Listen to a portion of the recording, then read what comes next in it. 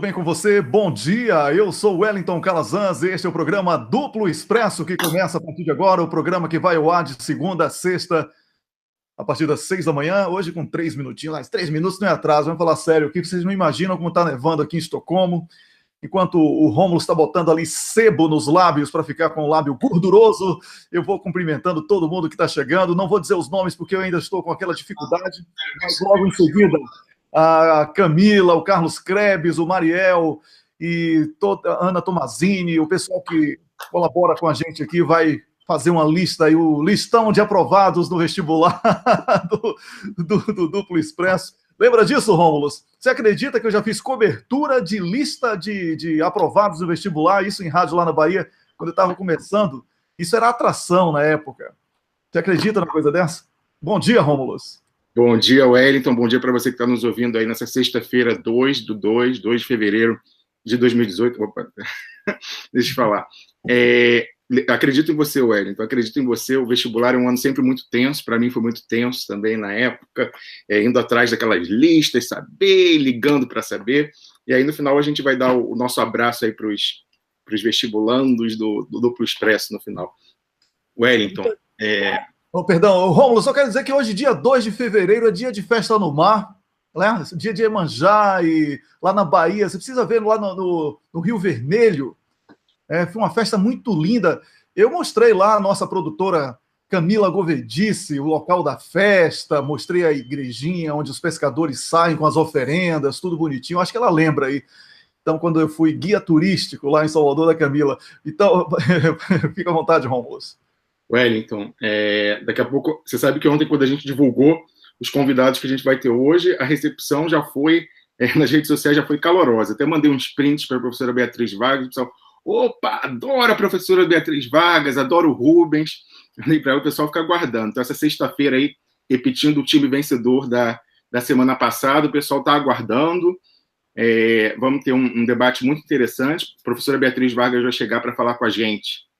O que é a lei é para todos, não é? Eles repetem tanto esse mantra, a Globo quer fazer isso entrar, quer ser é o nome do filme deles, né? Do filme, da ficção deles, a lei é para todos. Então agora a professora Beatriz Vargas vai aqui vir falar com a gente o que é a lei é para todos. E aí na sequência chega o advogado, o nosso grande amigo Rubens Francisco, para falar do manual de sobrevivência nesse estado de exceção, nessa era de arbítrio, né? Ele tem até uma posição interessante, Wellington, que ele acha que não é muito própria, a denominação estado de exceção, porque ele fala que, mal ou bem, é evidente que os juízes estão se comportando de maneira arbitrária. Mas ele põe o dedo na ferida, ele fala, há leis autorizando o arbítrio, há leis. Então não é exatamente um estado de exceção, porque foram promulgadas leis que permitem o arbítrio. Então é um pouco mais complexo, né? Como tudo nesse golpe é velado, é complexo, é um pouco isso, um pouco aquilo, nas diversas zonas cinzentas, de acordo com essa visão do Rubens, a qual eu subscrevo, porque realmente, se as pessoas forem ler, as leis foram promulgadas ali a partir de 2013, né? Realmente é assustadora, é uma lei que permite o estado de exceção. Então é uma contradição em termos, mas que a gente está vendo aí realizada no Brasil de hoje, não é, Wellington? Olha, Rômulo, com certeza. Eu tenho feito umas consultorias aí para uns países africanos, então eu ia escrever, inclusive, um texto hoje para ler como uma espécie de editorial aqui, né? Porque eu estava acompanhando as notícias do Brasil e vi uma manifestação de juízes e quadros do Ministério Público pedindo a manutenção dos privilégios, né? Então, o que está acontecendo? Esse pessoal não percebeu que ele foi usado. E eu falei isso aqui, nós denunciamos. Olha, vocês do judiciário, vocês estão sendo...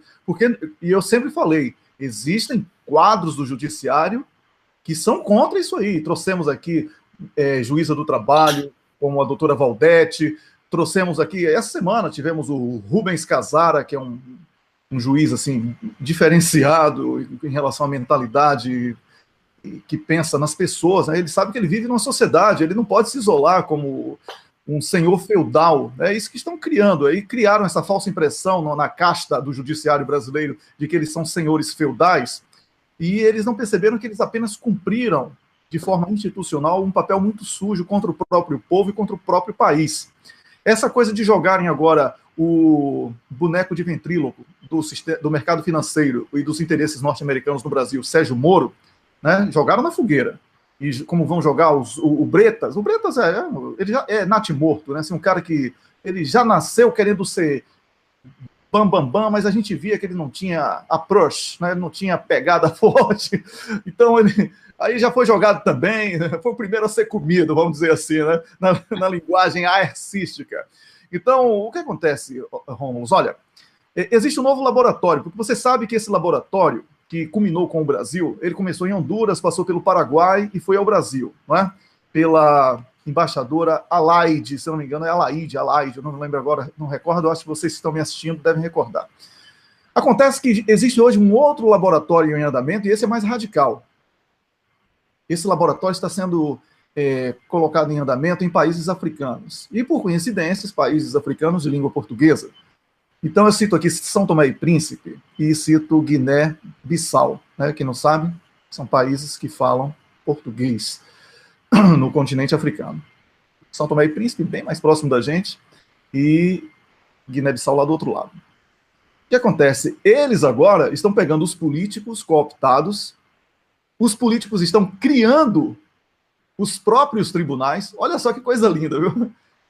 Alijando os tribunais que não se submeteram à insurgência, à intervenção externa, tirando os poderes dos tribunais já constituídos e dando plenos poderes aos novos tribunais forjados para o trabalho sujo de entrega, de opressão dos opositores, de cerceamento de liberdades e de expoliação das próprias riquezas.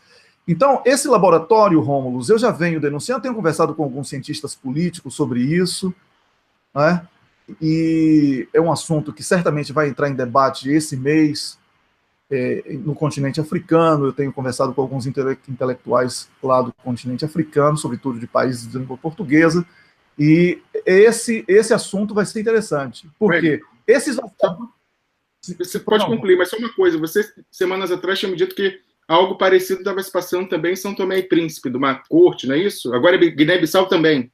Pois é, eu citei aqui agora também em São Tomé, porque foi o primeiro caso nesse novo laboratório. E agora é Guiné-Bissau, certo? E aí o que acontece? Os juízes que não se submetem estão recebendo um drible da vaca, né? Um governo fica fortalecido pelas forças externas, certo?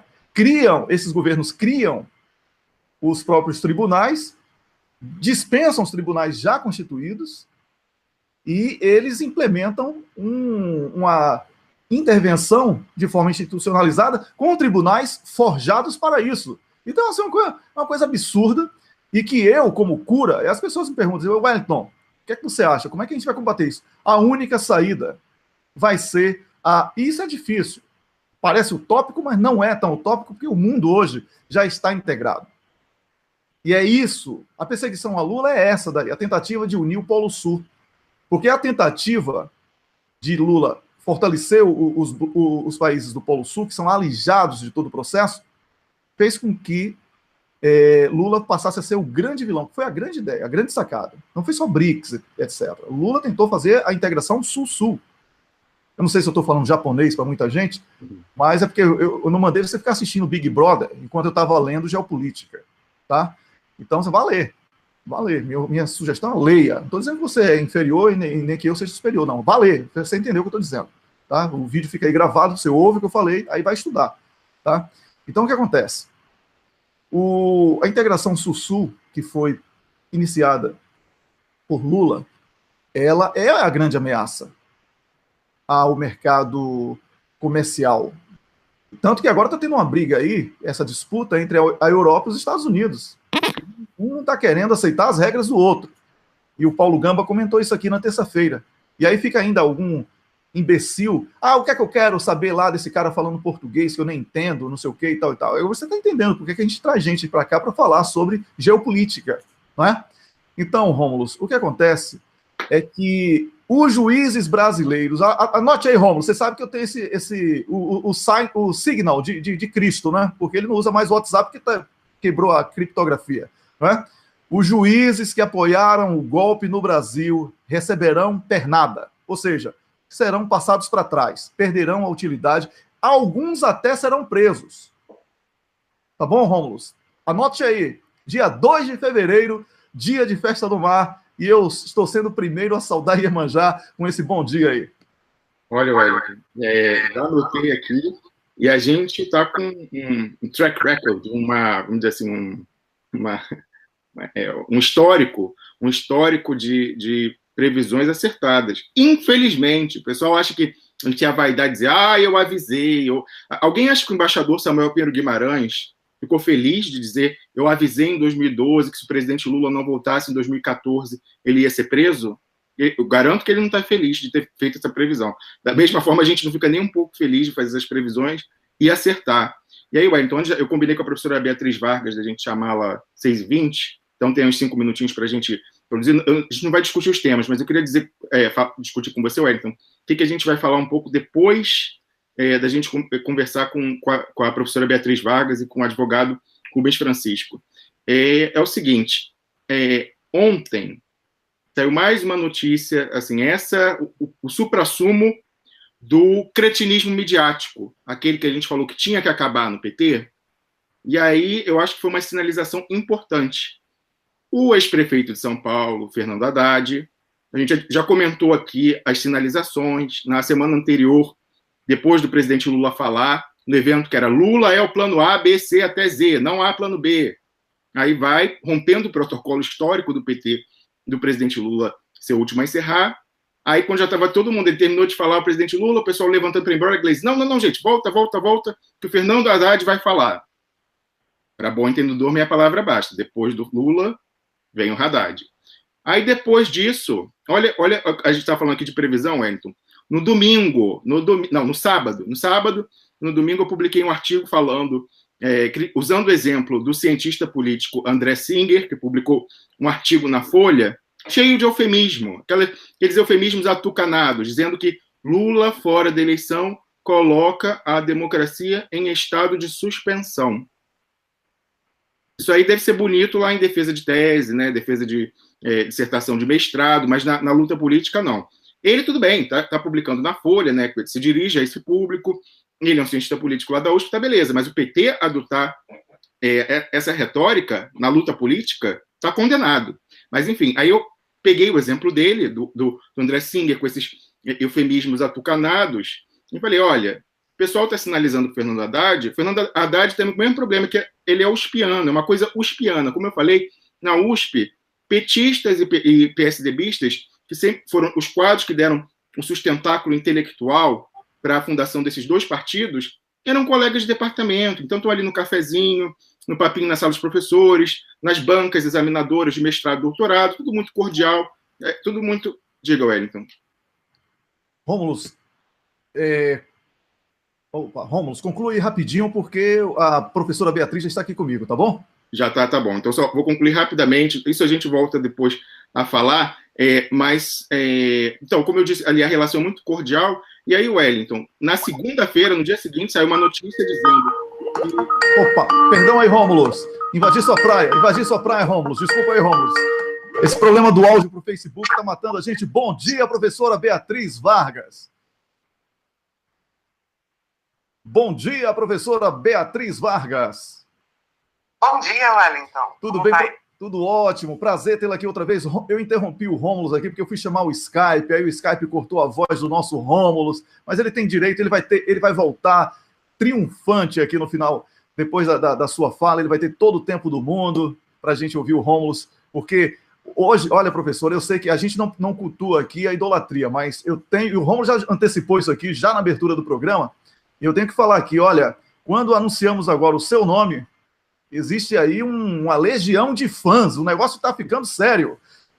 Que coisa boa! Uma jurista virando uma referência. Eu acho que isso é muito positivo nesse debate político que nós estamos travando aqui toda semana.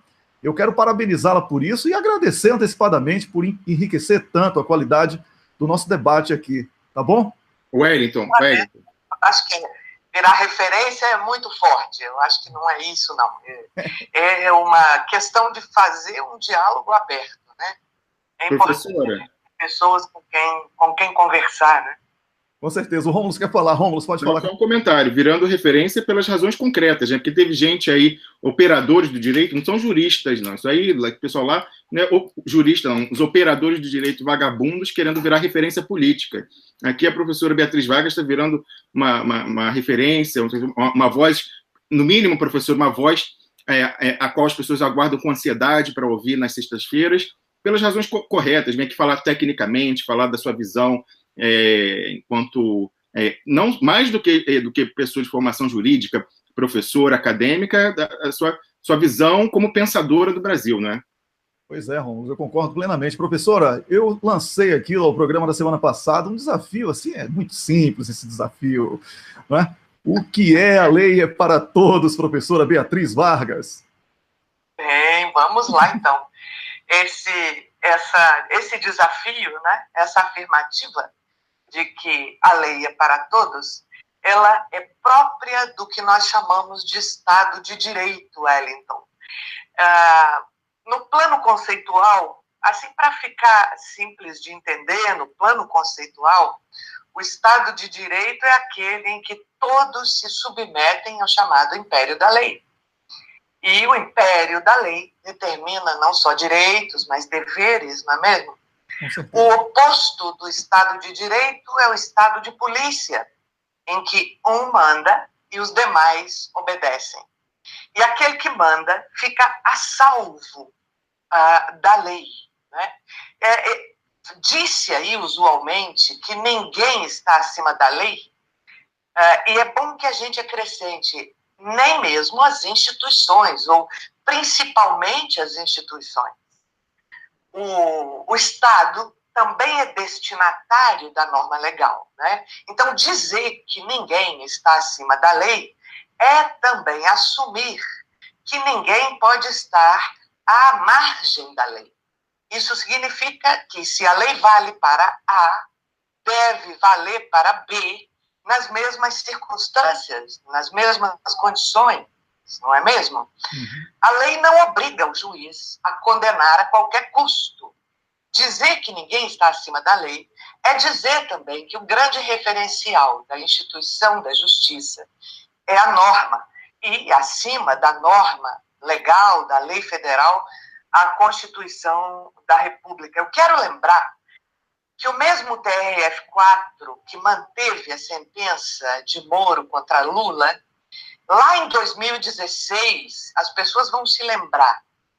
Vamos ver se vocês se lembram. Já disse, lá em 2016, com todas as letras, que a Lava Jato não precisava seguir as regras do ordenamento em vigor, porque essas regras são para os casos comuns. O ordenamento não se aplicaria à Lava Jato. Então, é a questão, é a pergunta. Ora, isso é violar essa máxima de que a lei é para todos. Isso é retirar desse âmbito da incidência da lei uma instituição dessa relevância. É o mesmo que colocar a Lava Jato acima ou além da lei. Isso aconteceu naquela ocasião em que os advogados, alguns advogados, eu não vou mencionar todos, mas advogados de réus ou investigados envolvidos, né, com a chamada Task Force, né, esse nome chique, gringo, da Força Tarefa de Curitiba, apontavam lá no TRF4 que a Lava Jato estava ignorando os limites da lei. Por exemplo, quando permitiu grampos em escritórios de advocacia, divulgação de interceptações telefônicas que envolveram a presidente da República, importação de provas da Suíça sem autorização legal, condução coercitiva sem prévia intimação da pessoa. Então, aí a Corte Especial do TRF4 decidiu que aqueles processos da Lava Jato traziam problemas que eles chamaram de inéditos.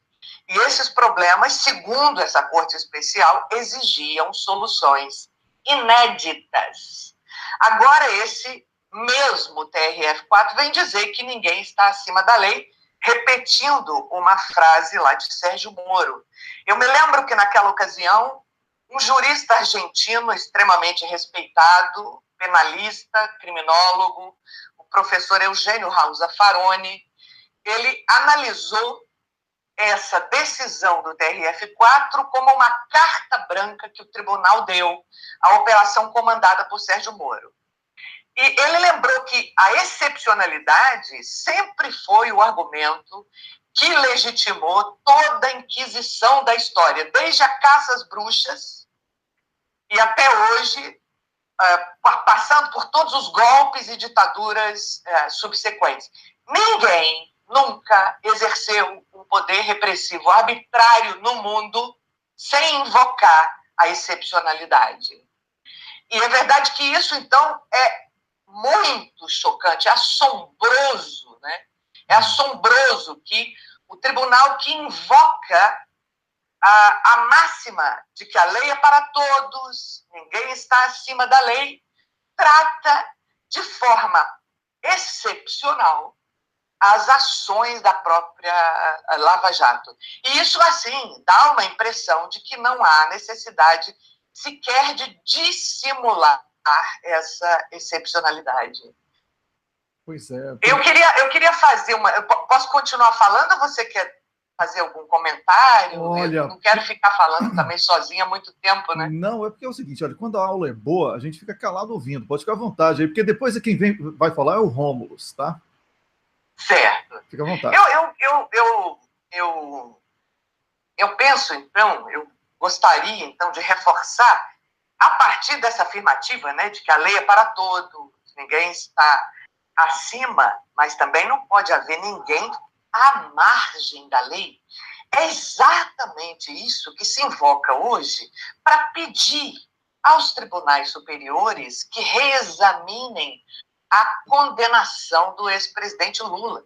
Porque, aos olhos de uma boa parte do campo jurídico, essa condenação se dá à margem ou fora dos parâmetros da lei. Quer dizer, eu queria, então, lembrar que se Lula não está acima da lei, e isso é corretíssimo, ele também não está à margem dela, não é? Uhum. A gente tem essa questão da obediência à regra legal, essa questão de um comportamento civilizado, institucional, não é? Isso tem sido, hoje em dia, isso tem se destacado hoje em dia, em função de uma série de cenas que aparecem no cotidiano e que a imprensa reporta, né?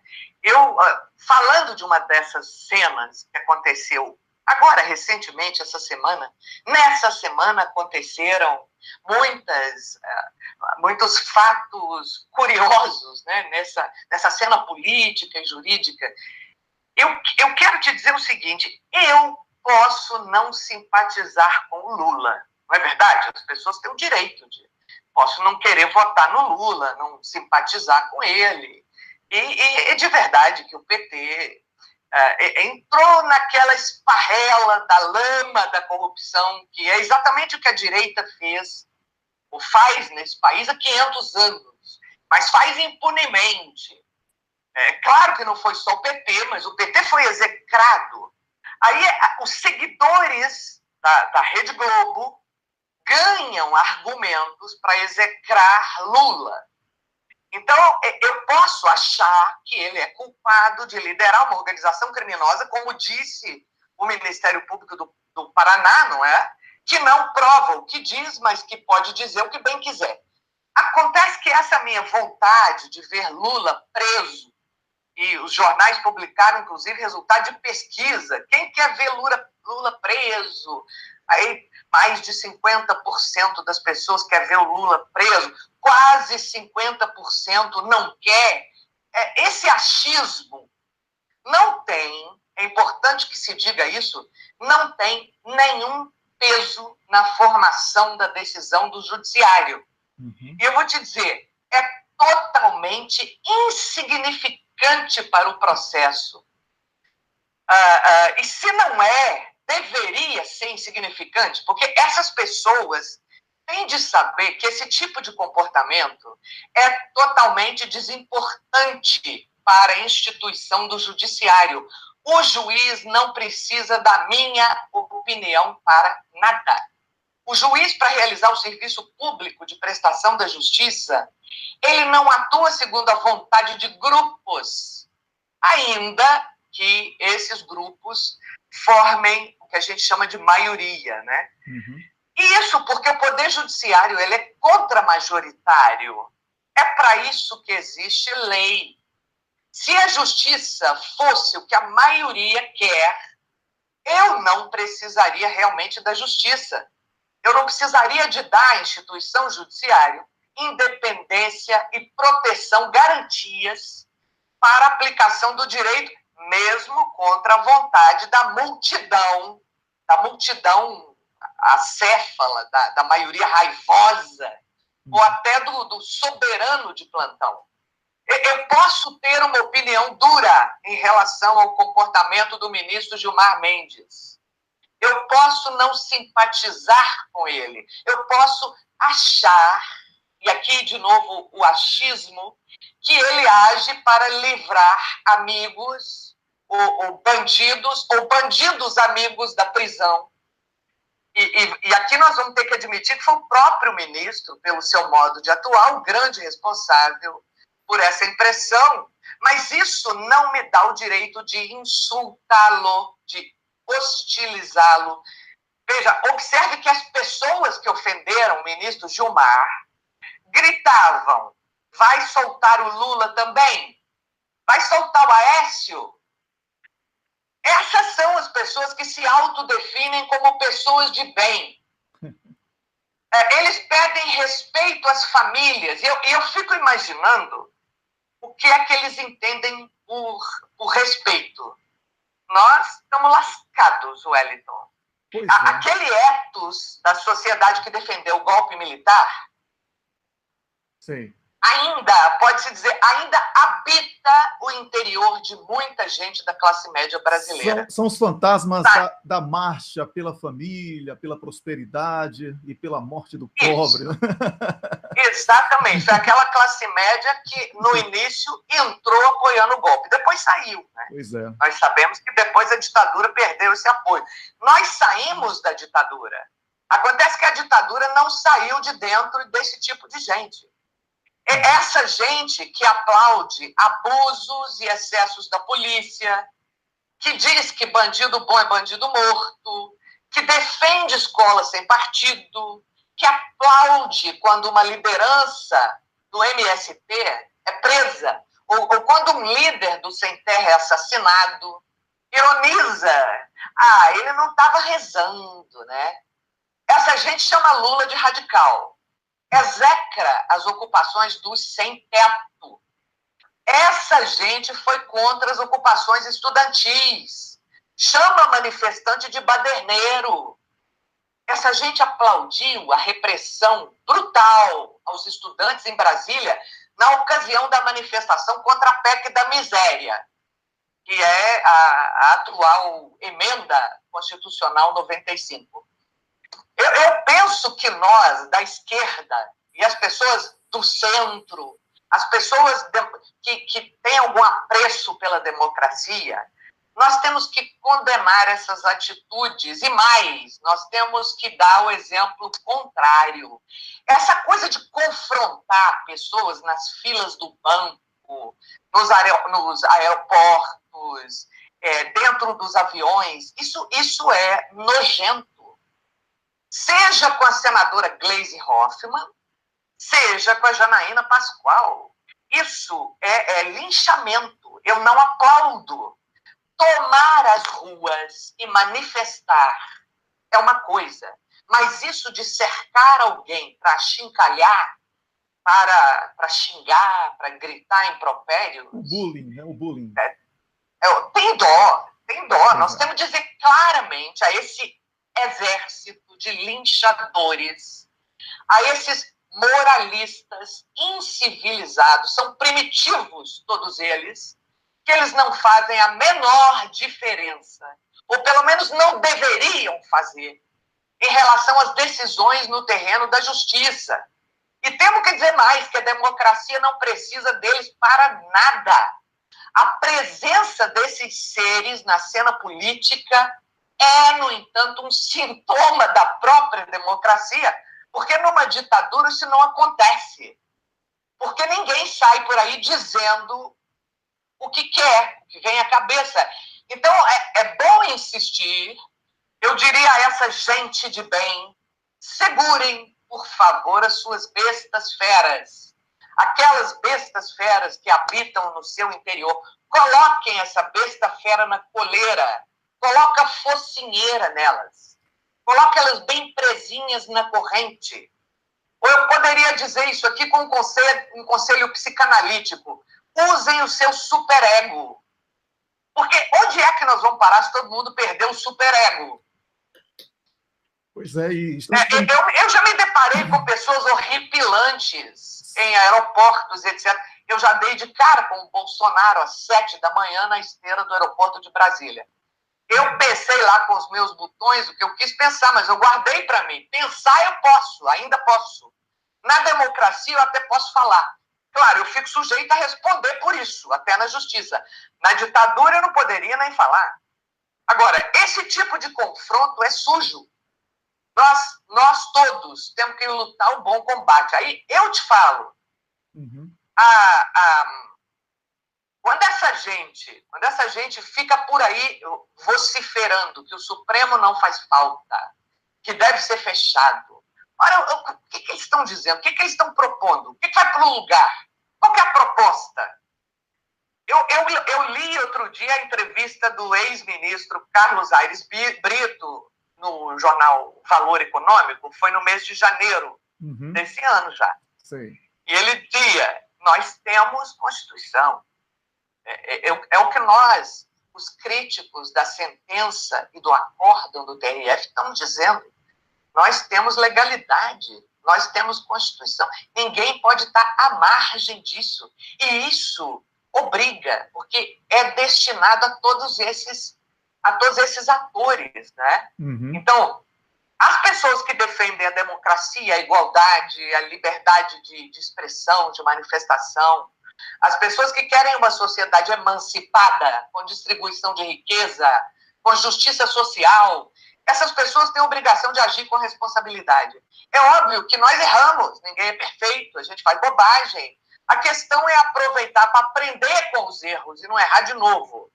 O que nós estamos fazendo, no entanto, diferente do que a ministra Carmen Lúcia ensinou ontem, né? Ou anteontem, agora nem me lembro. Há 2 dias. Há 2 dias.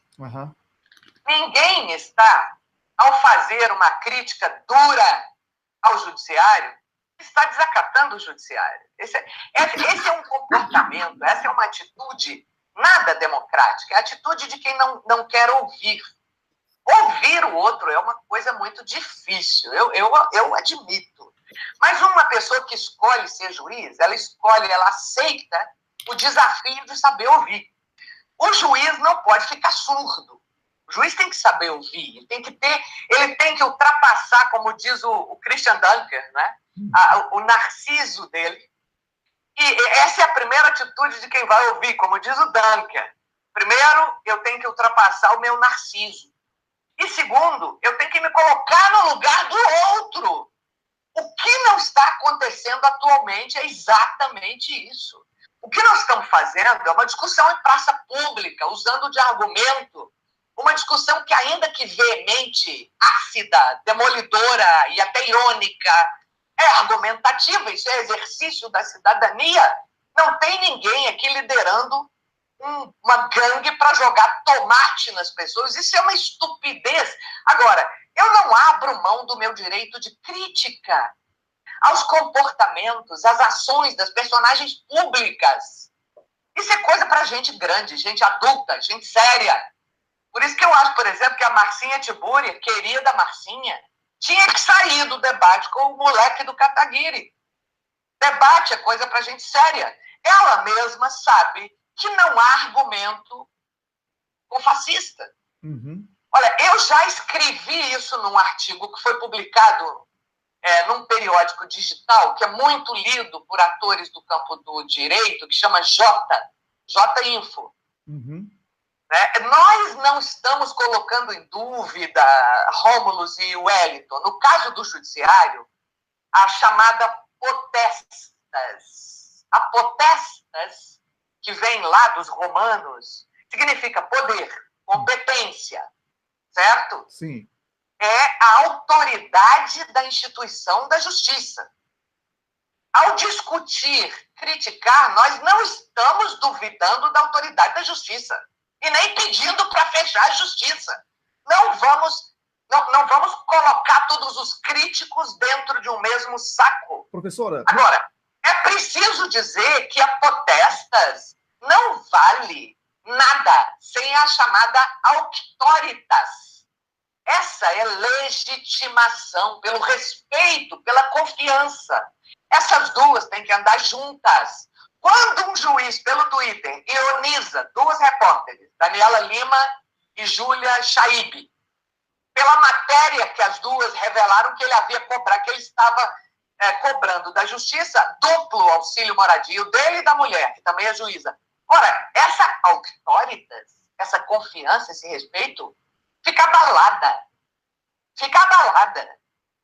Abalada tanto pela demanda dele, pelos auxílios, quanto pelo uso da ironia. O Gaspari disse na quarta-feira, na Folha de São Paulo e no jornal O Globo também. O juiz Marcelo Bretas resolveu passar de símbolo da faxina das roubalheiras do Rio de Janeiro a ícone dos penduricalhos do judiciário. Ora, não há confiança e respeitabilidade que resistam a isso. O Gaspari lembra da fala do juiz Roberto Veloso, esse presidente da AJUF, Associação de Juízes Federais, esse que estava reunido ontem, junto com os procuradores, fazendo ali aquela pressão corporativa de categoria pelo auxílio moradia. Esse juiz Roberto Veloso já disse que o magistrado não tem tranquilidade para trabalhar se o advogado que está a seu lado está ganhando mais do que ele. Vocês ouviram isso? Pois é. O argumento, a qualidade dos argumentos. O ex-presidente do Tribunal de São Paulo, Nalini, argumentou que eles têm que ganhar auxílio moradia porque o juiz precisa ter um bom carro, o juiz precisa morar bem, precisa ir a Miami todo mês, comprar terno. Precisa ter bom... Poxa, essa qualidade de argumentos é que nós estamos... Discutindo. Professora, que eu tenho que passar, denunciando, obviamente, é uma denúncia o que está sendo. Eu comecei o programa falando sobre isso hoje aqui. Eu vou passar a palavra para o Rômulo fazer a pergunta. E tem uma pergunta também de um telespectador, que inclusive é nosso colunista, ele é cientista aqui do Karolinska Institute, aqui da Suécia, do Prêmio Nobel de Medicina, e é brasileiro, e fez uma pergunta. Daqui a pouquinho, depois que a pergunta do Rômulo for respondida, eu vou fazer a pergunta dele para encerrar a nossa participação. Mas antes eu queria falar também, professor, aqui, só para reforçar isso que foi dito aí, a fulanização, ela está estragando com as instituições. A fulanização, as instituições estão sendo representadas agora por pessoas e não as instituições em si pela importância institucional que elas têm. Então, isso aí é um outro assunto que a gente pode discutir numa outra sexta-feira, porque agora eu vou convocar toda sexta-feira, né, com essas aulas aqui maravilhosas. Rômulo. Wellington, eu vou fazer uma sugestão. Está dando retorno. Eu vou fazer uma sugestão. Ainda está. Eu vou fazer uma sugestão, porque já está na hora da gente chamar o Rubens, senão não tem tempo para a gente falar no final. Então, eu sugiro, professora Beatriz, que a minha pergunta, inclusive, ela se integra com a do Marcelo Montenegro, que é um dileto espectador aqui nosso, para um tema para a próxima sexta-feira. Eu ia perguntar para a senhora um desdobramento desse tema de hoje. Para você. Eu ia perguntar para você, professora. Um desdobramento desse A Lei é para Todos, que a gente contextualizasse isso nesse paradigma dessa perversão que houve no Brasil, do chamado neoconstitucionalismo, que é aquele que dá muito valor aos princípios e a aplicação que tem sido dada no Brasil, por exemplo, para impedir posse de ministro com base na moralidade pública. E um dos ideólogos no Brasil desse neoconstitucionalismo é justamente meu ex-professor de Direito Constitucional, Luiz Roberto Barroso. Então, se há cláusulas abertas em que eles estão abusando da hermenêutica para fazer o que eles querem, eles estão acima da lei. Então, a lei não é para todos. A Corte Suprema, que diz o que é a Constituição, sem nenhum limite interpretativo, digamos assim, como a gente tem visto, então, eles estão acima da lei. Então, eu deixo aqui como tema... E o Marcelo Montenegro falava, qual é a utilidade hoje de ir na justiça e contratar um advogado? Porque o advogado, ele alega com base ali no que está no texto legal, mas o juiz tem tanta liberalidade para dizer o que o texto legal diz, que o papel do advogado está reduzido na sociedade. Reduz-se quase a um traficante de influência, aquele que é amigo do juiz, que eles chamam de trânsito no STF. É isso, você está comprando o tráfico de influência, porque a argumentação jurídica já é secundária. Então, eu sugeriria que deixar para a próxima semana esse tema da perversão que há no Brasil, do chamado neoconstitucionalismo, de princípios, né? O que a professora acha disso? Professor, antes de responder, eu só quero dizer que o que assusta o silêncio da OAB em relação ao que Rômulo e o Marcelo acabaram de falar aqui. Os advogados estão reduzidos agora a isso que ele falou, vendedores de tráfico de influência, professora. Vamos lá. Sim. Bom, primeiro é que eu acho o tema e a proposta do Rômulus, eu acho rico, acho excelente. E sinceramente, eu até sugeriria que, para que não fique só aqui a minha presença, né? Há pessoas, há colegas que falariam sobre esse tema, discorreriam sobre esse tema de forma muito melhor do que eu. O professor Marcelo Neves, meu colega de UNB... Mas ele já é colunista aqui. Ele já é colunista aqui. Vocês poderiam convidar o professor Conrado Rubner, da USP. Ele publicou na Folha de São Paulo, no domingo passado, um artigo que foi multicitado, inclusive respondido... colocou o ministro Barroso numa situação de querer responder. Ele afirma, na prática, que os ministros do Supremo estão agredindo a democracia. O professor Conrado Rubner, acho que poderia ser um convidado aí interessante, né? Obrigado. Vocês chegaram a ler o artigo dele? Sim, chegamos a ler. Ele fala que o Supremo se tornou um partícipe da crise, né? Ele já não é mais visto como um aplicador equidistante do direito, mas como ele fala em parceiro de atores políticos, fala em adversário. Eu acho o tema fantástico. E acho que esse tema e esses debates que vocês promovem, eles estão inseridos dentro de uma dinâmica cidadã, de uma dinâmica democrática, sem jogar tomate podre em ninguém, e usando do argumento, ainda que o argumento veemente, nós temos sim a obrigação. Quem sabe esse nosso período vai ficar depois conhecido como um momento, é uma crise, né? Um momento de crise, não é isso? Uhum. Às vezes as crises vêm, às vezes, para salvar o doente da morte. Né? As crises vêm, às vezes, para isso. Às vezes, o Supremo precisa... O judiciário, que eu nunca coloco o judiciário como uma coisa, uma massa, uma coisa só. O judiciário tem segmentos, mas as cúpulas do judiciário precisam se democratizar. Esse é o grande desafio do judiciário, né? O juiz não é o único que domina a técnica do direito. Ele sabe disso. Ele tem o poder de decidir, claro. Se o juiz decidir, está decidido. Agora, ele não necessariamente vai tomar a melhor decisão, fazer a melhor interpretação. Há outras pessoas que dominam, que dividem no campo essa mesma técnica.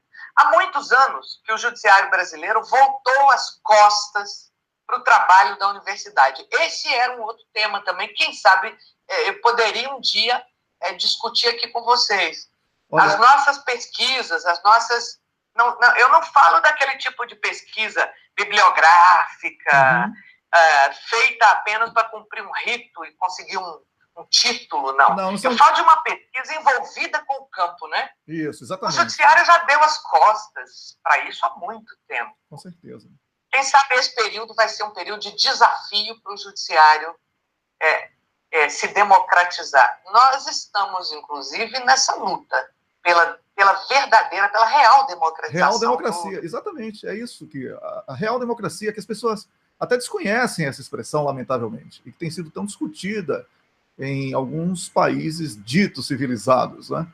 Então, professora, eu quero agradecer, eu quero dizer assim, não fique constrangida com os elogios, também pode dizer não aos convites, né? E nós estamos atentos a outras pessoas, estamos sempre procurando trazer outros convidados, mas a questão mesmo, não por idolatria, mas por respeito pleno e por admiração à sua fala, é que estamos aqui explorando o máximo. Tem muita água aí nessa fonte que a gente quer beber, tá bom? Obrigado por hoje. Eu agradeço muito, Elton. Sexta-feira eu vou começar meu período, meu semestre, agora letivo, eu sou professora na graduação e na pós-graduação. Eu não sei, sexta-feira talvez seja um dia de aula meu, mas se não for, enfim, eu posso na sexta. Não, mas pode escolher o dia, que a gente faz a adaptação da nossa agenda aqui, porque aí nesse caso, tá bom? O prazer é nosso. Felicidades, bom fim de semana, obrigado pela aula de hoje, e volte quando quiser, tá bom? Obrigada, bom final de semana aos dois. Igualmente, felicidades, um grande abraço. Rômulo, eu vou passar a palavra para você. Eu conversei aqui com a professora doutora Beatriz Vargas, que nos dá sempre uma aula quando chega por aqui. É um prazer enorme tê-la aqui com a gente. Eu agora já vou entrar em contato com o nosso próximo convidado e comentarista. E enquanto isso, você conversa aí com o público, tá bom, Rômulo? Exatamente, Wellington. Eu tenho certeza que esses nomes que eu vou mencionar agora e mandar o nosso abraço gostaram muito da aula da professora Beatriz. Chico Zé, nosso amigo aí do Sindipetro, Norte Fluminense, está aí com a gente, Alex Ponciano, Carmen Ferreira Barbosa, Vera Lúcia Venturini, André Romeu, Odair Silva, Yorkshire Tea, meu grande amigo, Leonardo Caracciolo, Adriano Crum Crum, Sônia Oeiras, Sérgio Ricardo Leão. São alguns amigos. E a gente vai ver, acatamos de imediato a sugestão da professora Beatriz Vargas. Eu tenho falado com o professor Marcelo Neves, ele estava aqui na Alemanha, do meu lado, dando um curso, estava muito enrolado. Mas ele falou que, voltando para o Brasil, ia ter mais uma folga, voltar aqui para falar com a gente. O público também adora o Marcelo Neves, aquele jeito que ele fala, ele dá nome aos bois, ele é incisivo, né? Uma figura no melhor sentido da palavra. Então, tenho certeza que a volta do professor Marcelo Neves vai ser muito aguardada também pelas pessoas, Wellington. Pois é, continue aí conversando, Rômulo, que eu estou entrando em contato ainda, tá bom? Continue conversando, eu sei que você tem essa habilidade hoje, vá lá. Sem problema. O Rubens, aí, nosso amigo, vai vir falar do Manual de Sobrevivência para um Estado de Exceção. Rômulo, eu tenho que interromper, porque agora, para o pessoal do Face ouvir, ele tem que vir para mim o som. A gente está com esse problema aí na placa de som que a gente não consegue corrigir ainda, mas vai resolver. Eu já estou em linha aqui com o Rubens Rodrigues Francisco. Bom dia, Rubens. Alô, Rubens. Bom dia, Rubens. Bom dia, tudo bom? Tudo ótimo, tudo ótimo. Prazer falar com você, prazer tê-lo aqui em mais uma sexta-feira. O tema de hoje é muito tranquilo. Rubens, como é que a gente vai sobreviver diante dessa bagunça institucional do Poder Judiciário, sobretudo, não é? Como sobreviver a um estado de exceção? Rubens, bom dia. Bom dia, Rômulo, bom dia, pessoal. Então, a gente tem acertado aí, de acordo com a evolução dos trabalhos aqui nesse programa, de criar um foco, né, de ter um resultado. Então, essa dobradinha, a professora Beatriz falou que talvez comece a dar aula na sexta-feira, eu espero que não, porque essa dobradinha está sendo muito boa. Ela traz o suporte teórico, técnico do direito, e eu tenho focado numa proposta de trazer os casos concretos, né, para justamente ajudar o pessoal aí na prática a se livrar do laço do passarinheiro, né? Porque, infelizmente, o nosso judiciário, diverso do que a ministra colocou ontem, né, no seu pronunciamento, ela não está para produzir a paz social, ela está para criar armadilhas para prender pessoas, né, e para amedrontar e para coagir. Então, a primeira, assim, uma abre alas, né, um caso concreto do que a professora Beatriz falou aí durante a explanação dela sobre as teses jurídicas, né, que o judiciário ele não tem que ficar refém da maioria, né, ou de uma maioria, ou de uma opinião popular. Eu trago um caso concreto aqui que acho que todo mundo conhece, né, que é o caso de Barrabás. Né? Na época, o julgador, o Pôncio Pilatos, né, ele condenou Jesus com base na maioria, que estava ali gritando e tal, né? Tinha o Ministério Público lá na época, que eram os fariseus e tal, não, crucifica e tal. Então, esse caso do Barrabás é um caso concreto, muito fácil de você entender o que é julgar de acordo com a opinião da mídia, né? Ou a opinião da maioria local ali. Com certeza. Muito triste, né? Uhum. Então, um outro caso concreto aqui, já para dar uma animada, né, uma esperança aí também no pessoal, tinha várias pessoas aqui que eu ia estar falando, que trouxeram muitas coisas interessantes, importantíssimas. Os teus ouvintes, de vez em quando, falam comigo pelo Facebook, naquele Messenger. Não são meus, são nossos, viu, Rubens? Rubens, então, fica claro, nossos companheiros aqui, né? Nossos colegas. Nossos amigos aqui online, né? Nossos colegas. Uhum. Então, eles trazem N situações aqui, mas é muito material bom, muita coisa boa. E eu ia falar muita coisa, mas aí a gente resolveu fechar o foco nesse ponto aí. Até porque então, a gente vai estar domingo, né? Nós temos o live no domingo agora, todo domingo a gente vai fazer essa transmissão para ampliar o debate acerca de coisas que ficaram impossibilitadas por causa do tempo durante a semana no programa, e também já comentando os principais acontecimentos e tentando aí antecipar algumas coisas. Então, o foco hoje em um tema não significa que você terá a sua possibilidade de ampliar o debate em outras oportunidades, até porque o live de domingo tem mais audiência do que o programa nesse horário, assim, bem cedo, assim, madrugada para muita gente, sobretudo no Nordeste. É legal, porque realmente o pessoal trouxe material muito bom,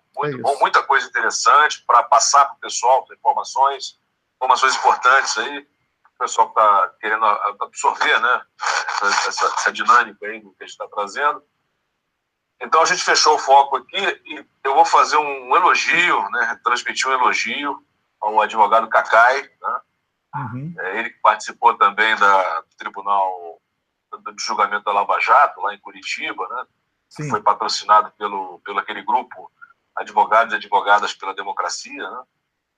Fez um trabalho tão bom que conseguiu mitigar a pena da Lava Jato. A Lava Jato ia ser condenada, ele conseguiu mitigar a pena em internação psiquiátrica. Porque o Aragão era o promotor, né? Que já é o feitinho dele, pediu a condenação, né, da Lava Jato por diversas violações constitucionais e legais. O juiz, que é um juiz de verdade mesmo, um juiz togado, lá de Alagoas, Marcelo, fantástico, né? Sofrendo aí penalidades por ter participado, por ter externado opiniões, sofreu sindicância, deu a primeira sentença de condenação, porque é óbvio, né? Por todas as violações, e o Cacai conseguiu trazer os argumentos, né, que... Olá, Rubens, cortou aí a sua voz enquanto o Rubens recupera aí o sinal dele. Eu quero avisar que você está... O Rubens está cortando aí o seu sinal. Eu estou avisando aqui ao público que... tá. Então, você está assistindo ao programa Duplo Expresso, programa que vai ao ar de segunda a sexta, a partir das 6 da manhã. Hoje já conversamos com a professora doutora Beatriz Vargas e agora estamos conversando com o nosso comentarista de assuntos jurídicos, um dos comentaristas de assuntos jurídicos do programa, o advogado Rubens Rodrigues Francisco, que está fazendo aqui um manual de sobrevivência ao estado de exceção. Rubens.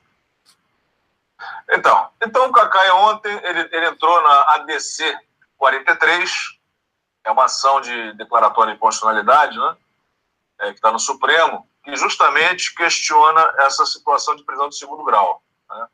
Ele fez uma petição intermediária aí, puxando um estado de urgência para resolver isso aí.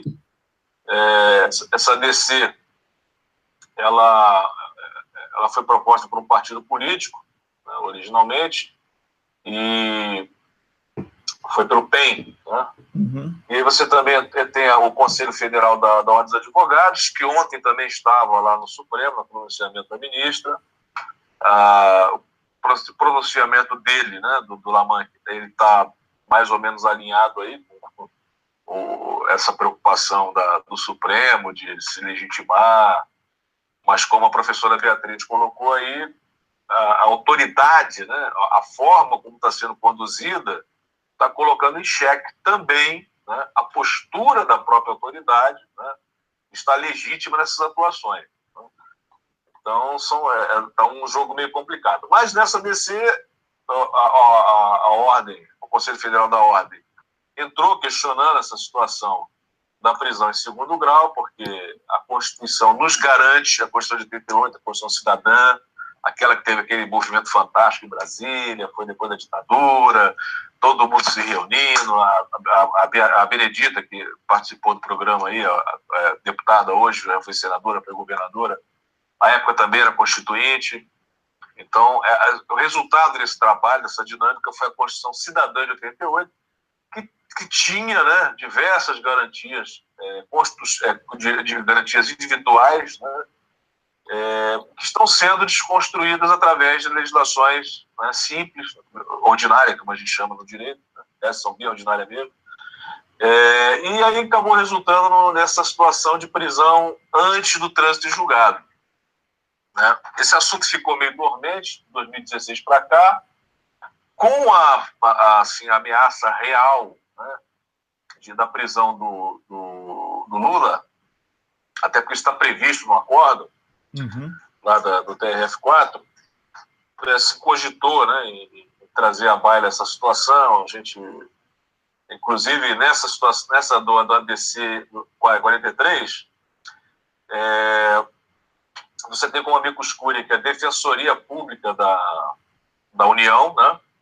Você tem a Defensoria Pública de São Paulo, a Defensoria Pública do Rio de Janeiro, você tem o Instituto de Defesa, Direito de Defesa, você tem o Instituto Brasileiro de Ciências Criminais, o Instituto Ibero-Americano de Direito Público, o Instituto dos Advogados Brasileiros, o Instituto dos Advogados de São Paulo, a Associação dos Advogados de São Paulo e a Associação Brasileira dos Advogados Criminalistas. Todos esses são amicus curiae dentro da ADC 43, né, 43-44, que está justamente discutindo essa decisão controvertida à época de um HC impetrado por uma pessoa que teve a prisão decretada antes do trânsito em julgado, e naquela ocasião a Corte, por um cenário apertado, por uma votação apertada, né, de 6-5, decidiu que poderia sim a execução, né, criou-se uma construção de que a Constituição estava querendo dizer aquilo quando garantia que você não podia ser preso. Barroso meio que, né, fez um malabarismo vocal ali, né, para sustentar essa tese. O Barroso é o... draconiana, né? Eu chamo o Rubens, quem está falando sou eu aqui, não é você. Para ficar bem claro aí, o pessoal da OAB que gosta de pegar no pé. O Barroso é o juiz do STF que faz barro. Né? Eu acho que é preciso que ele sofra aí um impeachment. É preciso que os senadores peçam urgentemente o impeachment desse cara, que ele é muito perigoso. Esse Barroso, ele é muito perigoso, não apenas para a justiça brasileira. Ele é uma ameaça à soberania nacional. E eu falo isso, repito aqui, temos repetido, as pessoas estão pegando muito no pé de Gilmar Mendes, que eu tenho aversão a Gilmar Mendes, mas pelo menos Gilmar Mendes, ele está tentando reparar a intromissão do judiciário nessa coisa de barrar político na política. Depois que ele fez com Lula, ele agora quer proteger os dele, aliás, mas o que ele está fazendo hoje é o que está certo. Essa coisa de evitar que um ministro assuma, que mandar prender deputado e etc., que Gilmar Mendes tem sido sofrido. Olha, ninguém mais do que eu acho, na imprensa brasileira e tal, fala mal de Gilmar, né? Eu acho que eu acho que ele me tem como inimigo, inclusive. Né? Desde aquela entrevista que eu fiz aqui, que ele foi infeliz nas respostas. Ô, Wellington, você publicou o vazamento do computador dele, você acha que ele não te odeia? Não, mas porque eu tenho que publicar o que chega para mim, né? Isso é verdade, ele não pôde contestar. E tanto que ele confirmou lá nos Estados Unidos depois. Agora, Rubens, o Gilmar Mendes, ele está protegendo aí, de certa forma, o cidadão, quando ele evita que o político perca o seu privilégio de foro. As pessoas ficam falando, eles querem regalias, tem que ser preso mesmo. Não, quem é preso não é o político, não, é o voto que está indo para a lata do lixo. Exatamente. O voto está indo para o lado de lixo, Rubens. Exatamente. As pessoas não estão falando a verdade para a sociedade. Então, o Gilmar Mendes... Então, é a manipulação, é a história do efeito Barrabás, né? Se você está naquela situação ali e o julgador se submete à opinião pública, entre aspas, né? Porque mesmo no caso do Barrabás, que fala na Bíblia, de Jesus, não era a opinião pública, era a opinião de um público que estava ali no momento. Uhum. Com certeza, se ele fosse feito sufrágio universal ali pela Cesareia, pelaquela região ali, onde Jesus teria multiplicado peixes, curado pessoas, né, falado uma série de situações lá para comportar a situação, com certeza as pessoas votariam a absolvição de Jesus, a maioria. Né? Uhum. Mas um pequeno grupo privilegiado, né, a opinião publicada, né? A opinião publicada, né? Então, é a opinião de um público. É a publicada. Ali. É a publicada. Exatamente. A Globo pega 20 pessoas pagas por ela mesma, talvez, e filma e diz que manifestantes estão querendo a prisão de Lula. 20 pessoas que alguém pagou para estar, né? Então, é vergonhoso. Barrabás... Não, infelizmente, tem mais que 20 pessoas. Não, isso é claro. Você sabe que foi um exemplo hipotético, né, Rubens? Também não vão ser tão cirúrgicos assim, tão radicais assim. Infelizmente, tem mais que 20 pessoas querendo a prisão do Lula. Né? Então... Com certeza. Mas a questão não é essa. A questão é que existe uma manipulação. Sim.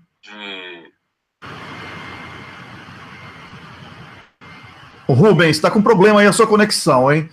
Eu quero avisar você que está assistindo que nós estamos conversando com o advogado Rubens Rodrigues Francisco, que é um dos nossos comentaristas para assuntos jurídicos, e ele vai estar com a gente também no domingo, à noite, às 19 horas, certo? Um horário que nós estamos fazendo uma transmissão especial para debater com mais tranquilidade temas que ficam pendentes durante a semana aqui no programa e também, de certa forma, antecipando temas relevantes já anunciados para a semana seguinte. Rubens, você está me ouvindo agora? Sim, eu estou te ouvindo sim. Não, porque está cortando muito a sua voz e o nosso tempo está chegando. Eu já avisei aqui o pessoal que a sua presença no domingo é garantida para a gente aprofundar essa questão. Esses temas. Porque você mesmo colocou já na abertura que existe aí um leque amplo de colaboração dos nossos telespectadores, não é? Então, exatamente. Então não dá. Então, olha só. Sim. Só para poder fechar, que é justamente o tema, né, de como sobreviver no estado de exceção, certo, que é o que a gente está vivendo agora, são umas dicas, assim, não tão complexas, qualquer pessoa pode entender e se adaptar a essa realidade, né, e aí evitar maiores problemas nesse exato momento. Uhum. Reforçado essa questão com base no que a gente viu aí ontem no pronunciamento do STF. Né? Você tinha o OAB falando sim, né? O Supremo falando sim, você tem o Ministério Público falando sim, e você tem a Câmara dos Deputados calada, você tem o Senado calado, e você tem a Presidência da República calada. Então, ali ficou bem claro. Ontem você tinha noção como está o Brasil, quem tem voz nesse país, tá? Então, as pessoas que falaram é que tem voz, as que não falaram não tem voz, né? Então, e as pessoas que não falaram é aquelas que deveriam falar pelo voto, que é a gente que votou. Aquelas 3 pessoas que estavam lá que puderam falar não foram votadas por ninguém, à exceção do Lamag, que foi eleito pelos advogados. Mas ele está com um discurso meio neutro. A gente precisa depois ver isso aqui no Brasil. Não existe neutralidade. A neutralidade favorece o opressor. Isso tem que ficar claro para o nosso público aqui. Neutralidade... Neutralidade... Não, tem que deixar claro isso. Mas é um trabalho que os advogados vão ter que fazer aqui se quiserem fazer. Né? Uhum. Já a Raquel, ela já está alinhada lá, ela é concursada, ela está dentro de uma corporação, ela quer isso aí, seguindo aí a linha que tem acontecido. E a Camilúcia está lá, falou daquela forma e tal. E o Poder Legislativo e Executivo calados, silentes, né? Ali só faltava estar de joelhos. Mas vamos lá. O que você precisa saber no estado de exceção? Tá? Então, a primeira coisa que tem que saber no estado de exceção, esse estado de exceção nosso, que a gente está vivendo, é que você não está no estado de exceção. Parece uma contradição. O Rômulo falou isso no início. Eu vou explicar. Tá? Você tem que doutrinar a sua mente. Você tem que entender que você está no estado de exceção. Mas você tem que doutrinar a sua mente para não falar isso, não se comportar como se estivesse externamente. Né? Por quê? Porque você se torna a presa fácil. Estou falando isso aí, uma atitude individual, de proteção individual. Né? Uhum.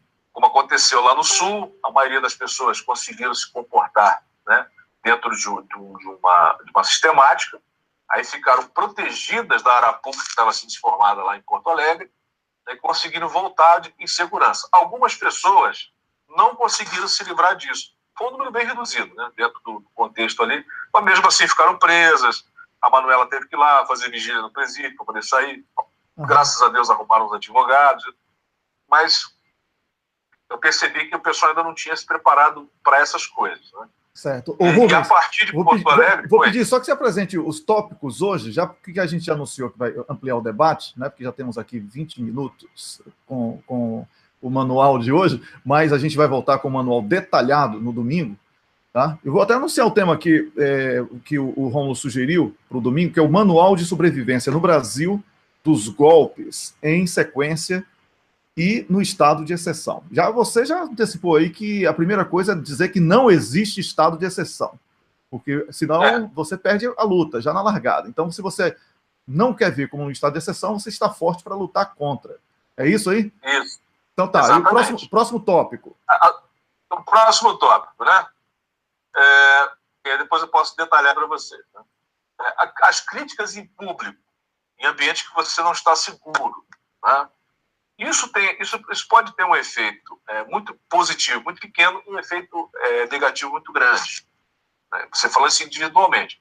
E uma coisa é você estar no diretório, no partido, numa agremiação, numa instituição, e os líderes disso aí, que são políticos, advogados e tal, o pessoal que já tem uma condição de se autodefender. Tá?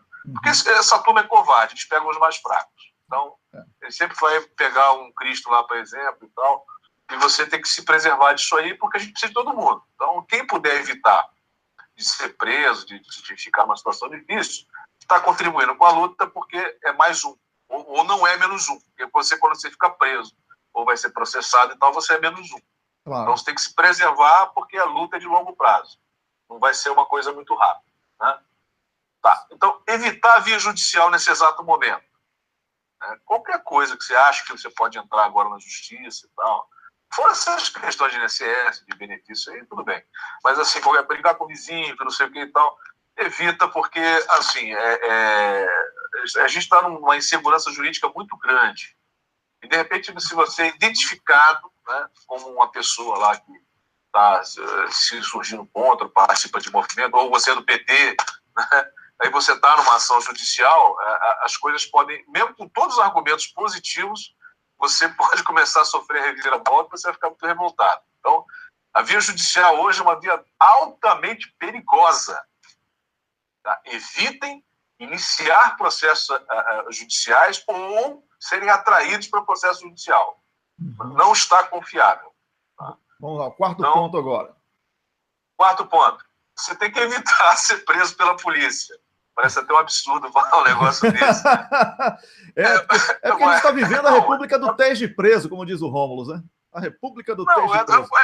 Esse eu vou ter que dar um exemplo meio que concreto aqui para não pegar mal, né? Porque você pode evitar de ser preso. Não é isso. Mas, vamos supor, você está lá na manifestação e tal, geralmente as pessoas ficam em grupos de 5, 6, né, e tal. E aí já vem a ordem lá do comando para pegar alguns, para dar umas porradas e tal, poder dispersar. E o pessoal vem na sua direção. A tendência é a pessoa acreditando que ela está defendendo a democracia, papapá e tal, que ela tem que enfrentar aquilo ali, e aí vai ser presa para averiguação, e não tem nada e tal, e isso vai dar tudo certo lá e tal. Não é assim, tá? A situação não está assim. Então, o que acontece? Né? Geralmente, a relação é 3-1. Então, você tem 6 pessoas ali, tá, no teu grupo, dispersar, né? Porque Aí, no caso, vai ser ter 3 policiais para perseguir pelo menos um. Então, ao invés de prender 6, vai prender um só. Já facilita as coisas para fazer a defesa, né? E você, uma vez preso, você agora tem audiência de custódia. O que é audiência de custódia? É uma violação do Pacto de São José para acelerar a condenação. Você fala assim, não, o juiz vai lá analisar a situação e já liberta. Estatisticamente, aqui em São Paulo, a gente vê que é justamente o contrário. Ele usa o que você fala, sem um advogado, contra você e te condena. Então, isso é que é audiência de custódia. E o juiz pressiona, não, você tem que falar aqui e tal, porque senão você vai ser preso, obediência, desacato, não sei o quê. Não acredite. Você tem o direito constitucional ainda ao silêncio, tá?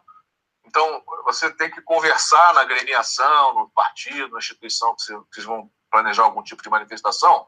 Como é que vai ser essa situação se você for preso? Quem vai ser o advogado que vai estar ligando? Qual o telefone que você fala? Avisar a família. Tem que deixar tudo já estruturado, né? Porque a situação está complicada. Para não sumir, né, silêncio. Exato. Então, assim, silêncio absoluto. O silêncio é aquilo que a gente vê nos filmes norte-americanos. Tudo não, que você... não tenta ajudar. Aquilo que a gente vê nos filmes... amigo que quer, não, eu quero te ajudar. Nada disso, tá? Certo. Então mas vocês têm que combinar com a defesa. Ô, Rubens, quantos tópicos você ainda tem aí, Rubens? Quantos tópicos? Porque o tempo explodiu mesmo aqui já. Bomba. Não, tá bom. O resto é basicamente isso aí. Se você já adotar só isso aí, eu ia falar dos EPIs, né? Que você comprar um protetor facial e tal, que não é máscara, é um negócio que usa na serralheria, para você evitar de perder um olho, alguma coisa assim, numa bala de borracha. Mas isso fica pro domingo. Isso aí já é estratégia de defesa de guerra. Fica pro domingo, Rubens, essa. Aí eu gostei muito desse alerta que você fez sobre o silêncio, porque as pessoas que gostam tanto de ter o filme norte-americano como referência, esquecem aquela frase, você tem o direito a ficar calado e tudo que você falar vai ser usado contra você no tribunal. Então, aprenda isso aí, já que vocês gostam tanto de assistir filmes. Você vê, o Temer usou isso ontem. O Temer, o Rodrigo Maia e o Onísio usaram isso ontem. Eles estavam no tribunal e ficaram em silêncio, porque tudo que eles dissessem seria usado contra eles. Eles ficaram em silêncio. Aí, ó. Agora, se o presidente da República fica em silêncio, não se imagine você, né? Essa foi ótima, Rubens. Obrigado por hoje. Essa grande aula, esse manual. No domingo estaremos de volta às 19 horas para ampliar esse debate, tá bom? Bom, então, obrigado mesmo, forte abraço e a gente se fala depois. Um grande abraço. Tchau, tchau. Eu conversei aqui com o advogado e comentarista do nosso programa, doutor Rubens Rodrigues Francisco, e olha só, hein? Rômulus, o silêncio vale mais, Rômulus. Wellington. Eu acho que eu queria até ler o título que eu sugeri completo para a live de domingo. É o seguinte, ó. O Manual de Sobrevivência no Brasil dos Golpes em Sequência e no Estado de Exceção. Porque eu falava aqui com o Wellington no nosso ponto eletrônico, comunicação, eu falei, porque esse tema é bem amplo, porque a gente pode expandir a discussão e falar tanto desse aspecto jurídico individual que o Rubens está falando, como das diretrizes para ação política que é coletiva. Então, são vários aspectos aí que a gente pode cobrir na live no domingo, eu acho que vai ser muito bom. Domingo passado foi excelente, né, muito feedback que a gente recebeu bom, esse tema é importantíssimo, tanto para nós individualmente, como para ação coletiva, né, no estado de exceção, entre aspas, mas é o estado, no mínimo, dos golpes sucessivos, um golpe atrás do outro, que vão apertando o cerco em torno da divergência. Wellington, eu queria voltar àquele tema que eu comecei a falar no início, da questão do Fernando Haddad, né? Tentar que ser breve, que a gente tem pouco tempo, mas é o seguinte, nós tínhamos já aqui comentado em várias lives, na sexta-feira da semana passada, eu falei sobre isso no final do programa, publiquei um artigo no sábado, falando que eu não via o Fernando Haddad como uma alternativa boa por essa questão uspiana dele, Wellington. Assim, as pessoas falam, mas qual o problema dele de ser, né, bom garoto, bom moço, né, bem criado, boa formação? Não, eu acho ótimo, eu queria que todo mundo tivesse as oportunidades que o Fernando Haddad teve na vida. A questão é que ele não tem os predicados fundamentais para alguém do campo popular e nacionalista ganhar e se manter no poder. Essa é a questão, não adianta ganhar. A Dilma ganhou em 2014, caiu, que é ser um as da comunicação direta com o povão, Wellington, ele teve 14% dos votos na cidade dele, ele perdeu na periferia, ele não conseguiu se vender em São Paulo. Ok, tem massacre midiático, mas vai ter massacre midiático. Então, o presidente Lula furava esse bloqueio. Precisa de alguém que passe além do massacre midiático. Ele não conseguiu, já foi testado, não conseguiu no local em que o ethos dele, a maneira de ser, é a regra, digamos assim. São Paulo, ali, né, cidade bacana, tal, não funcionou. Imagina no lugar popular do Brasil, lá na Baixada Fluminense, nos morros do Rio, no Vale do Jequitinhonha, no Nordeste, no semiárido. Enfim, eu não acho que ele consiga furar isso, pelo contrário, ele sempre privilegiou falar com esses veículos da grande imprensa e falar com seus pares de classe média para cima e de intelectualidade.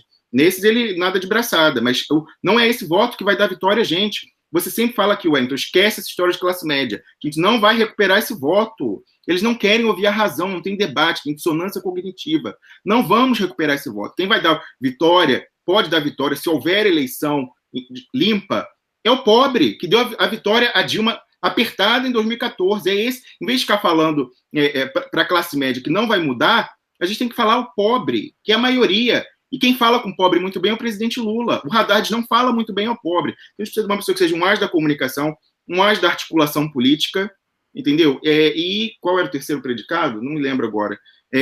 Enfim, coisas que o presidente Lula tem, mas é por isso que o presidente Lula concluiu 2 mandatos e fez sucessora.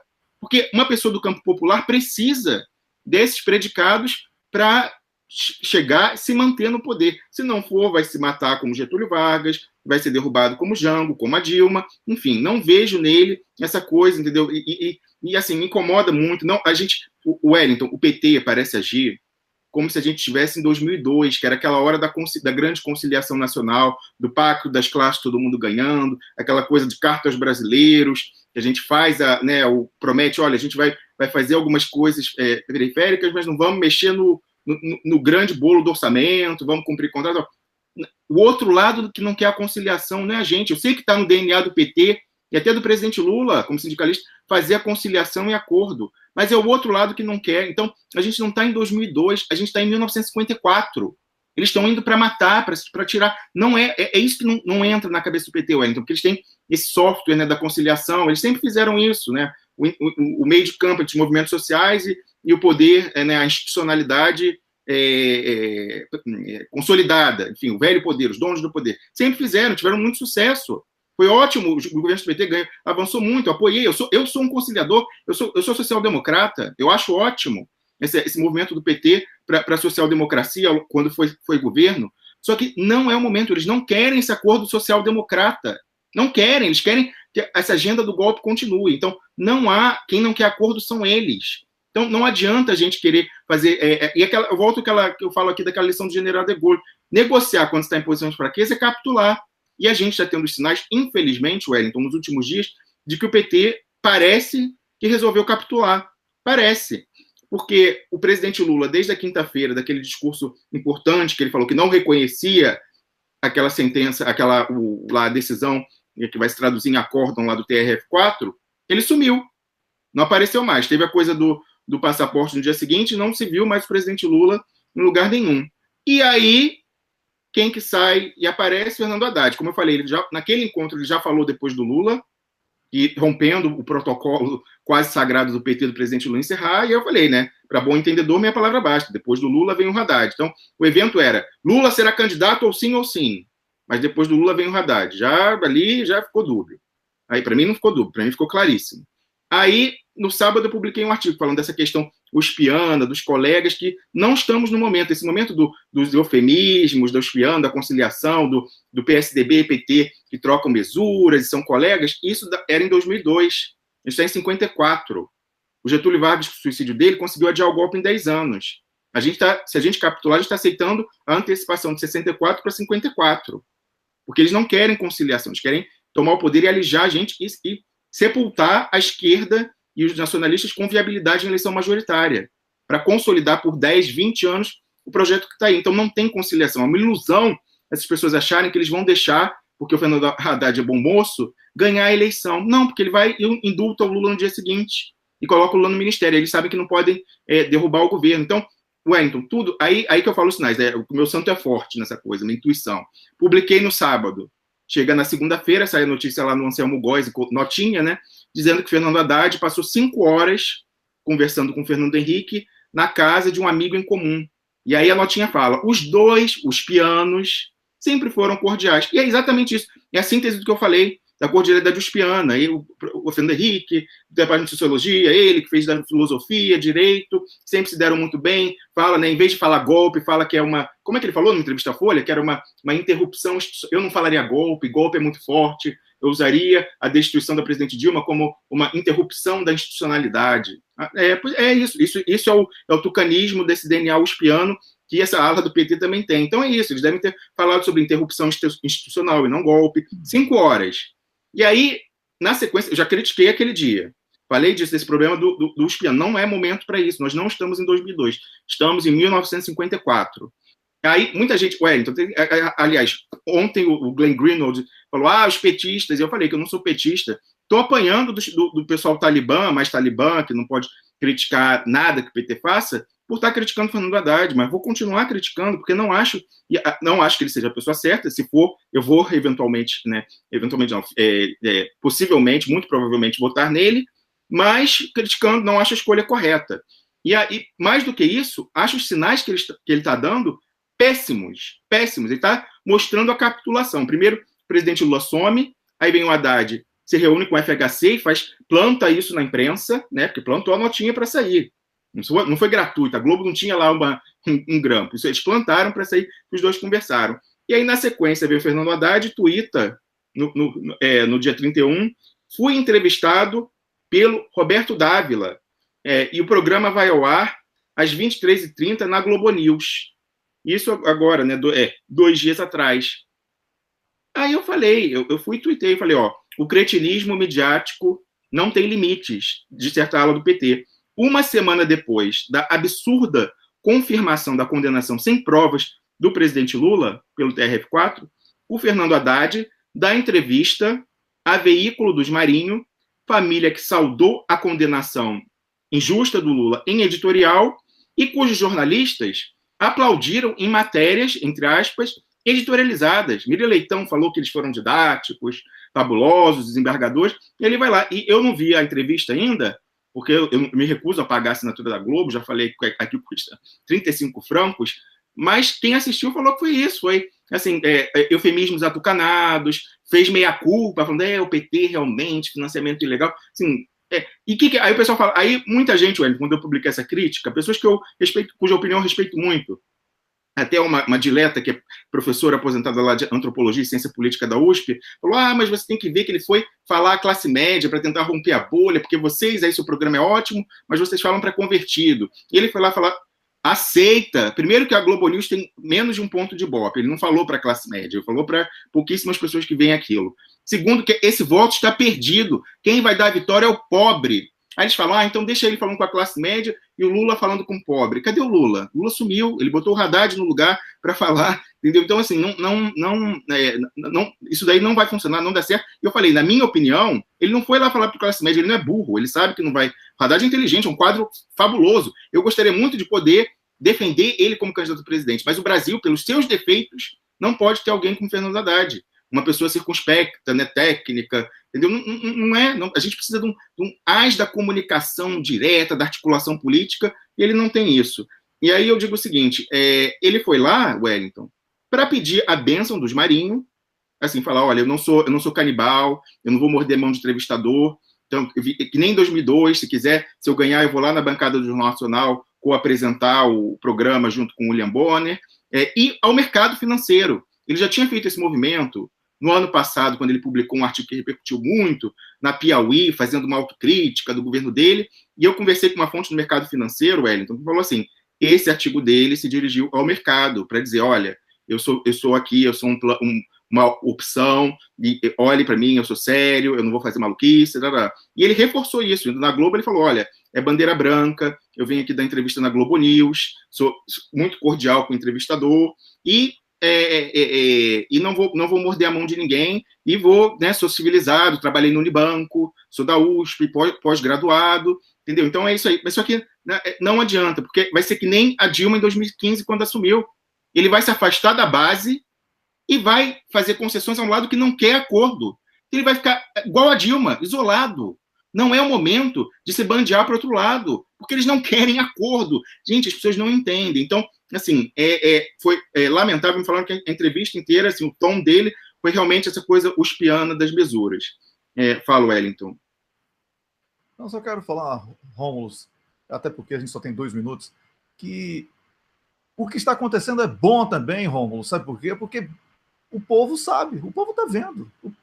O povo que a gente está falando aqui, o povo pobre, sabe? E vai nascer outro líder. É muito bom não depender de um líder. É bom ter outras possibilidades, porque o que eu estou vendo aí é um abandono do pobre, do miserável. Eu ouvia muito, a fome não pode esperar. Eu via muito isso. E agora todo mundo só fala, classe média, não, porque a classe média é um cacete, é o pobre, é o miserável que importa. Classe média hoje que vibra e que tosse, que a professora Beatriz Vargas falou que precisa ser banida do debate porque não tem nada a acrescentar, certo? Além do ódio. Essa classe média aí vai continuar babando ódio. Isso. A gente tem que conquistar o pobre, trazer de volta o miserável. Wellington, para fechar, eu vou correr aqui, então eu quero falar. E aí não é surpresa, ontem saiu uma matéria no jornal O Dia do Rio, falando que Washington Quaquá, que é o presidente do PT no Rio, e que pertence a maior divisão do PT, maior tendência, que é o campo Construindo um Novo Brasil, que é do presidente Lula, falando, presidente do PT-RJ fala em plano B, a Lula. E já defendendo que ele teve uma reunião da CNB, dessa Construindo um Novo Brasil em São Paulo, e voltou falando isso. E, obviamente, é o Fernando Haddad, que já estão falando. Olha o que ele fala, o que ele descreve. Ó. Em texto, permita-me discordar, Quaquá propõe que o PT mantenha a candidatura Lula até o limite legal, mas escolha, como plano B, um petista amplo e com experiência de governo, sem sectarismo, que seja seu companheiro de chapa e o substitua. Fernando Haddad, evidentemente, né? Estamos vendo aqui, eles já estão dando nome aos bois, inclusive. E aí, para fechar, Wellington, eu queria dizer o seguinte, eu não canso de dizer, não adianta, tudo que eles estão prometendo para você, o FHC e os irmãos Marinho, é mentira, não são eles quem mandam, eles obedecem ordem, vem de fora, tudo que eles estão prometendo, o Lula não vai ser preso, o Lula... é mentira, esse acordo é mentira, nem que eles quisessem, eles não querem, mas nem que eles quisessem não aconteceu, Wellington. E aí, tá, o resto eu deixo para o outro tema que eu introduzi, interessante. Só quero registrar, mesmo que eu publiquei nas redes sociais, o pessoal que fala que eu sou teoria da conspiração, paranoia, agora vai deitar e rolar. Porque eu não estou afirmando, mas é uma hipótese que eu aventei. Ontem, pela primeira vez, Wellington, a gente viu o Eduardo Cunha servindo de álibi para o Sérgio Cabral, o Eduardo Cunha preso, servindo de álibi para o Sérgio Cabral preso. Há dias, inclusive eu publiquei print, falei há 2 semanas atrás, que a questão do Sérgio Cabral, naquela coisa teatral lá, era teatro. Inclusive, ele fala na frente das câmeras, o senhor está me machucando. Ele fala, machuco mesmo, porque agora o senhor é nosso prisioneiro. Aquilo era script, era, como se diz em inglês, overacting, atuação excessiva, canastrice. E ele foi, tomou, né, o pó de pirlim-pim-pim e foi para Nárnia. Não vai mais aparecer o Sérgio Cabral, assim como não aparece o Eduardo Cunha, e aí apareceu ontem, Wellington, para justificar por que ninguém lá no Centro Médico Penal viu o Sérgio Cabral nessas 2 semanas. Aí falou que é porque ele estava em solitária. Nem o Eduardo Cunha que fica em solitária. São os únicos que têm esse privilégio lá. Enfim, mais um, né, que agora desapareceu, porque sabe muito. Sérgio Cabral sabe de Dario Messer. Sérgio Cabral sabe, né, é aliado do Eduardo Cunha. Então, mais um que desapareceu. No Rio de Janeiro não tinha como esconder o esquema dele, estava muito óbvio. Aí apelaram para o Moro. Moro, chama ele para aí, que ele some e vira o novo clandestino da República. Então, é uma hipótese, não confirmei ainda com fontes, mas, para mim, Sérgio Cabral agora está que nem o Eduardo Cunha, clandestino em algum lugar do território nacional, Wellington. Meu cocô do dia vai para o cretinismo midiático, Wellington, que voltou ao PT e que não entende que a ordem vem de fora e que, por isso, não há conciliação possível. Nós não estamos em 2002, estamos em 1954, Wellington. Ok, Rômulo, o meu cocô do dia vai para a covardia de quem não percebe que luta de classes ela deve ser combatida com luta e não com covardia. Então, essa covardia dos covardes é o cocô do dia para mim. Eu quero agradecer, Rômulo, a você por mais uma semana de trabalho. Quero dizer a você que acompanha o programa, a gente pede desculpas porque a interatividade foi reduzida, de certa forma. A gente está corrigindo isso. A partir do dia 20 desse mês, a gente vai estar com todos os equipamentos novos, já testados, e nós vamos ter uma melhor qualidade em diferentes plataformas. Migramos assim às pressas, graças às sucessivas interrupções que vínhamos sofrendo. mas eu quero dizer que temos o maior respeito pela sua opinião. Todos os comentários, a Camila está aí, vai salvar tanto do YouTube como também do Facebook, para que possamos aproveitar ao máximo a sua participação aqui com a gente, tá bom? Rômulo, uma coisa a mais que eu quero falar é que domingo a gente volta com um live às 19 horas e vai ser muito bom. Então bota a musiquinha aqui do Cocô e despedir do programa de hoje.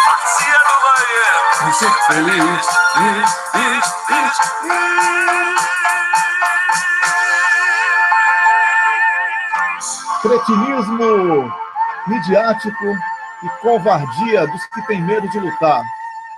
Cocô do dia. Vou encerrar bem a semana, hein? Encerrar bem a semana, Rômulo, muito obrigado por hoje. Você tem Telegram? Se você tem Telegram, eu recomendo que você procure lá o nosso canal Duplo Expresso, que a gente sempre faz um resumo do programa em vídeo, eu e o Rômulo batendo papo sobre o que falamos. Logo, logo a gente vai estar gravando isso aqui e mandando para o seu Telegram. Já temos muita gente lá, hein, Rômulo? Está muito legal aquele Telegram por lá.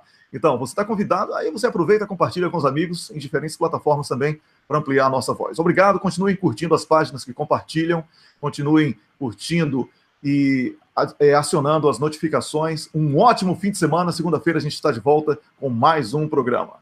Um grande abraço e até lá. Wellington, eu quero encerrar com uma fala do general de Gaulle. Negociar em posição de fraqueza não é negociar, é capitular. Ali estava o blefe do STF com o PT, parece que o PT piscou primeiro para a ameaça da Carmen Lúcia, né, de dizer que a justiça tem que ser reverenciada, não pode ser afrontada, enfim. Infelizmente, pelos sinais, parece que o PT piscou e vai comprar o blefe do judiciário. Bom fim de semana.